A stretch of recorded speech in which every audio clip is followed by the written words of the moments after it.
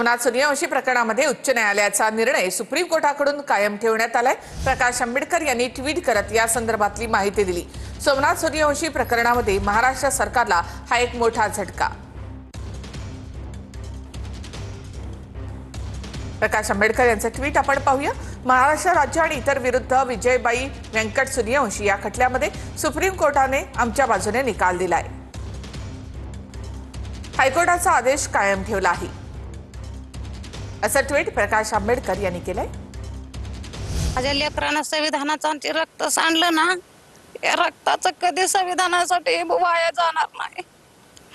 बाळासाहेब एक भावासारखं माझ्या पाठीशी खंबीरपणे उभारून मला न्याय मिळवून दिले, म्हणून मला सगळ्या कोर्टाची मी आभारी आहे।